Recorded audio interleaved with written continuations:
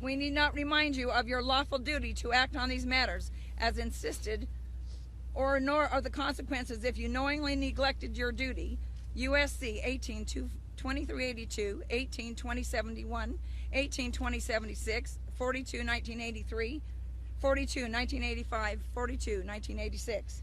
In light of the information presented, we require your thoughtful response within 5 days of the date of this notice. If we do not receive your response within 5 days, we will have no choice but to understand that you do not wish to do your duty and are content in acting in negligence to your obligation to defend the rights and liberties of the people. Therefore, govern yourselves accordingly, respectfully. We, the people, united individuals of these states united. We had tens of thousands of people put their names to this across the United States and including Hawaii, all 50 states. Thank you.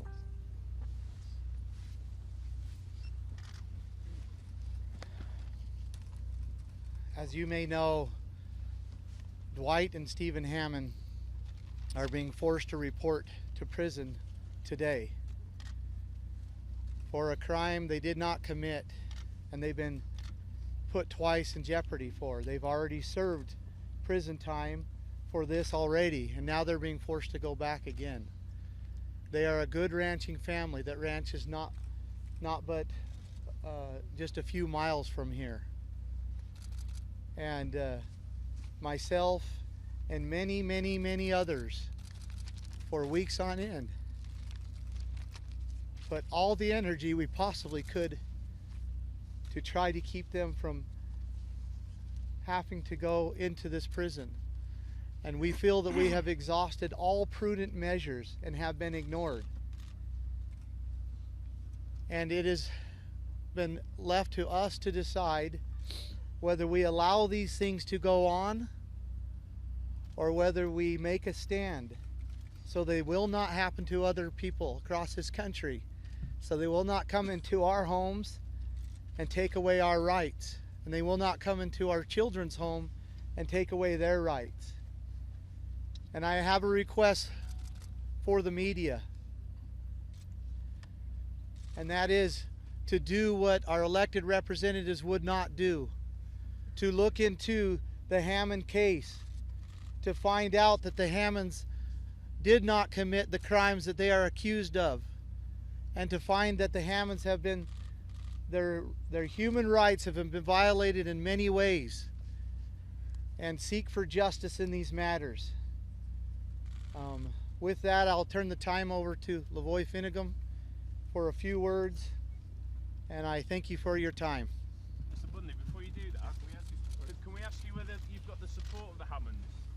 He'll answer other questions in a minute. He asked me to just make a few comments. Lavoy Finnegum, and I'm a rancher, L-A, capital V-O-Y, F-I-N-I-C-U-M. I'm a rancher in northern Arizona. I'm here to support the Hammonds. There's been a lot of words that have been said here. I see some eyes that started to kind of glaze over a little bit. Maybe I can bring it down to a little more emotional level or a human level. Each one of you here today are important. Individually, each one of you are important.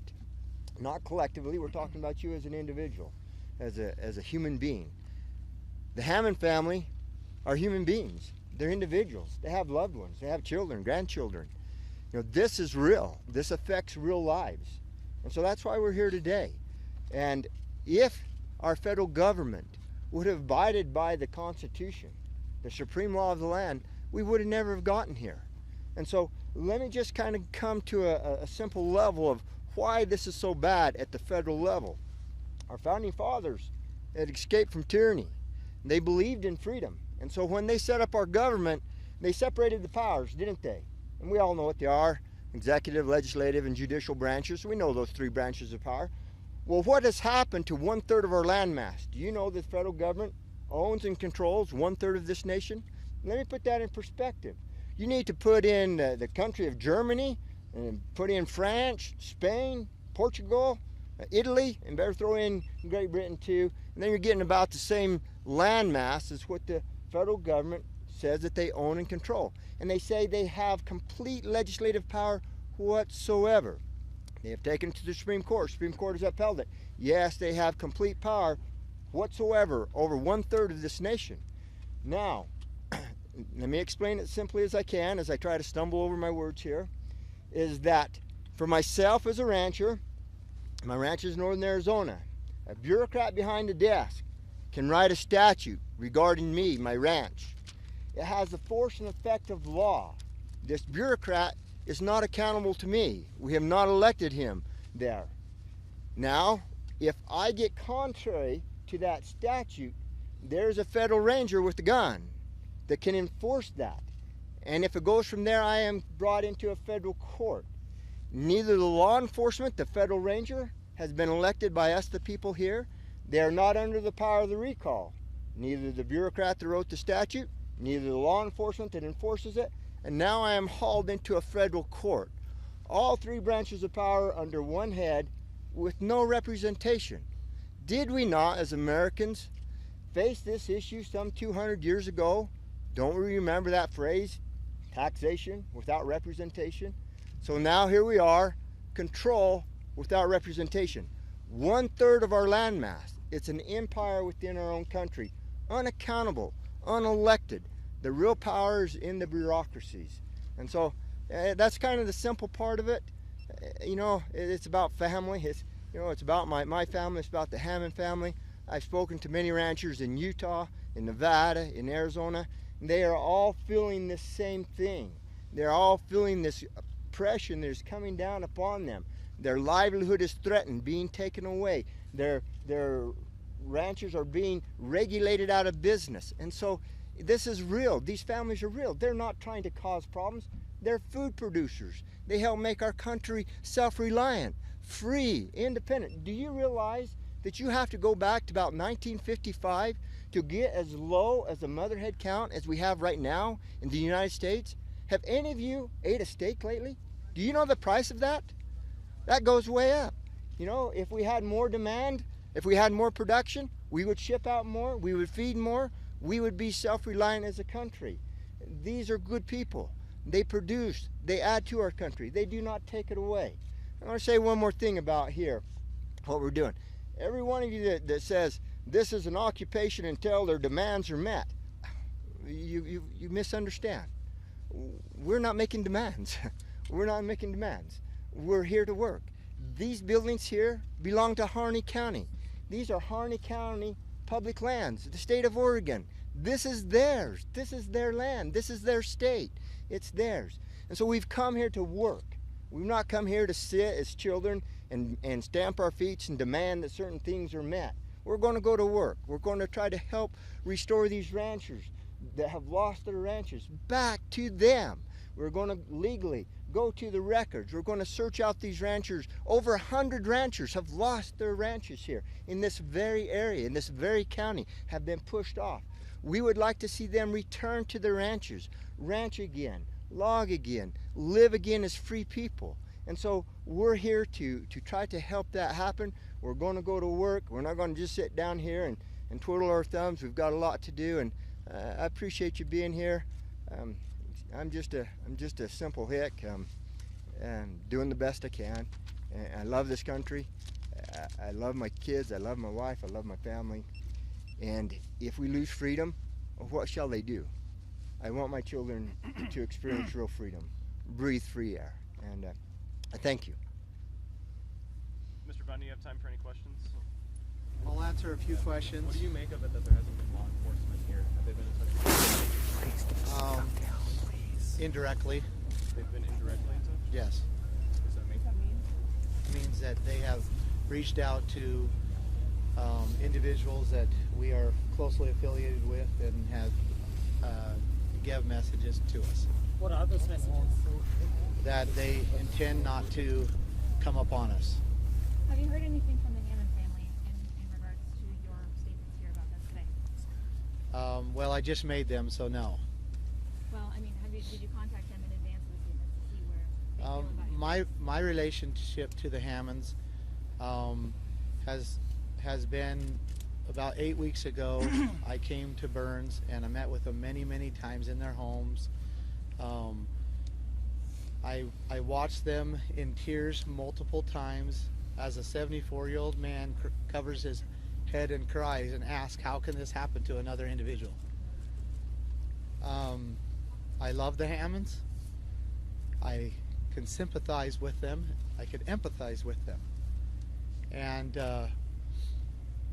they were afraid that after the threats came from them for speaking to me, they did pull back and have continued communications through, should we say, alternative ways.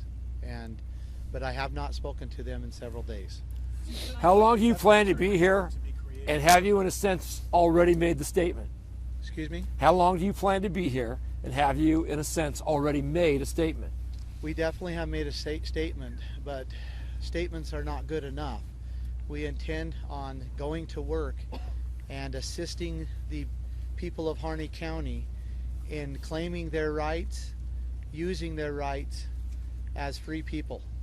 More details on going to work? What does that mean, going to work? Well, we have a lot of work to be able to unwind the unconstitutional land transactions that have taken place here.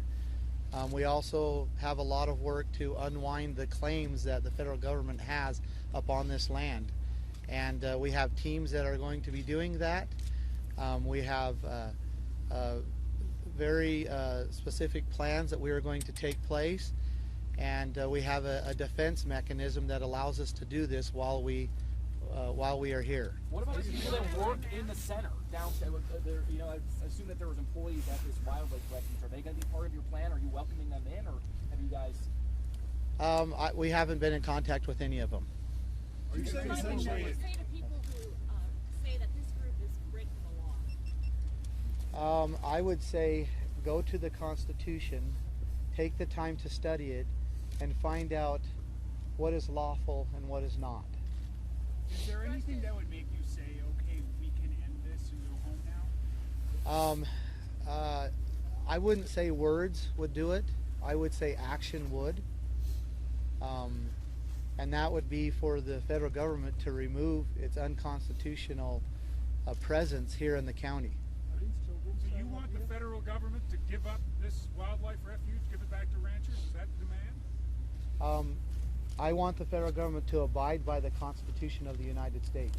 Does the Constitution of the United States not allow, I'm sorry, I haven't studied that. No, go ahead. It does not allow for federal land of any kind? It does allow for federal land of any kind, but it has to be seeded properly. They have to get permission from the state legislatures. They have to purchase that land, and they can only use it for the erection of forts, magazines, arsenals, dockyards, and other needful buildings. And wildlife refuges do not fall within those enumerated authorized lands. So would this be a first step, and you'd like to see other federal wildlife refuges liberated as well? Yeah, that's up to the state and the counties what they would do with those refugees. Mr. Bundy, do you have anybody who is from the county who's with you and down there and saying they're also not going to leave?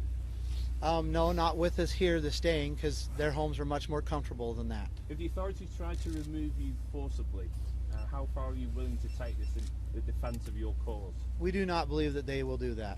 What if they do? Yes. Excuse me? No, they are not. But we welcome them here, absolutely. How many Obama administration looking into gun control, do you think? Okay, one more question. Some of our listeners say that if this had happened at a federal building in downtown Denver, the feds would have gone in guns blazing 24 hours ago. Why are you different? One is we're based on constitutional principles. We know that we're right, and we chose a facility that was not downtown. Thank you. How many are you, sir? How many?